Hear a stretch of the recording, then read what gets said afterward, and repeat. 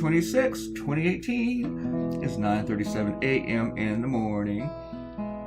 See, I was trying to take it easy on you. Slow down how quickly I was uploading videos. I just finished my next cartoon that I'll make a video for later today. I posted this about 10 p.m. last night. And so I gave you almost 12 hours before I posted it. Well, it will be 12 hours before you get this. I did not like this text. I wanted to make a reference to his rallies, but I just didn't like the wording of this. So this cartoon took about 2 hours. This is episode 238, by the way. And I paced around maybe for over an hour thinking about how to change that, which is why I actually started drawing before I lettered, which I hardly ever do. And I kept monkeying and tweaking and just jack-a-lacking around with it, the whole time trying to think of how to change that text. And then I was like thinking, I should make it even simpler. I got this idea pretty quickly after the news came out that people were laughing at Trump at the United Nations. And see, here I finally thought of it. This is probably like 2 hours after I started it. I'll let you see the text before I go into it.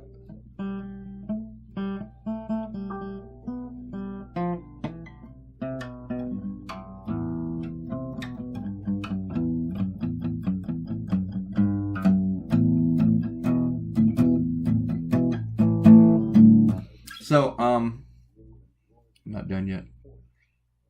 Break faster, Jones. All right.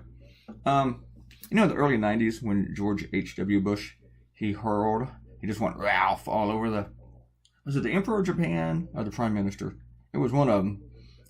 Went to dinner in Japan, and he just like all over the dude.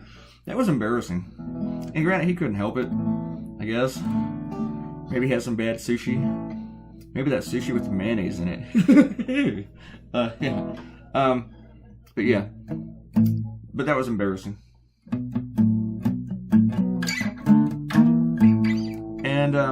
And then, like a decade later, his son, who was a big goober, goes to Iraq and someone throws a shoe at him. And I didn't like him, but I still didn't like somebody throwing a shoe at my president. He's still our president. And I just hated that. It's like, who throws a shoe? I didn't want our president to look ridiculous dodging shoes like he's in an Austin Powers movie. Really, who throws a shoe? And dodging both of them, big old bug-eyed, here comes another shoe, incoming shoe. That was embarrassing. But, I don't really care that they laughed at Trump. Hopefully they can get the message. It is kind of embarrassing that we have a president people are laughing at, but we're laughing with them. Those of us who are literate and analytical and read and see the truth and can decipher and have ears and eyes and don't go on 4chan, we understand it. Trump did not. And then afterward he was like, oh, I meant to do that. I would maybe almost kind of, no, I still wouldn't buy it. But it might be a little bit more plausible or defensible to say that he meant to make them laugh if he didn't say it every day to his base. He wasn't at a MAGA rally. He just thought that they would start chanting "Lock her up" or Space Force. What the hell? He gives this nationalistic speech like he's at Nuremberg or something. We're not gonna. We don't want to be part of the world. We don't want to be with you.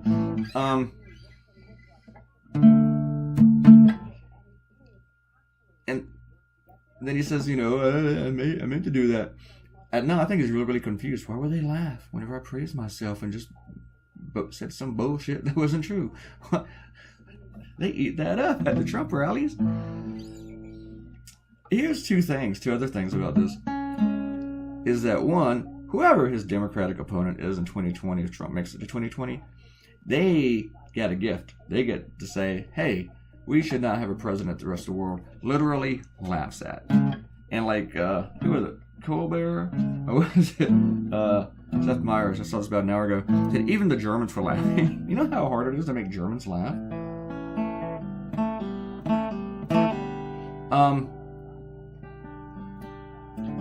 But the other thing is that You know who really enjoyed that? Because it's exactly what they paid for?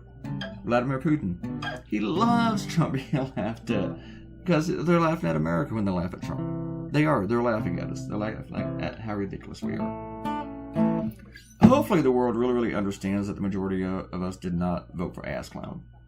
That he did not win the popular vote. And that it was rigged. You know, that the Russians did help him get in there.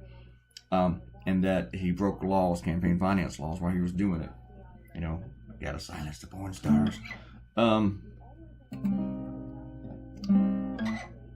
they'll probably cheer when he's thrown out. But he gives this nationalistic speech. And you know, I think the only leader that he praised was Kim Jong-un. Last year he was at the UN calling him Little Rocket Man, and now he's calling him Brave. Brave.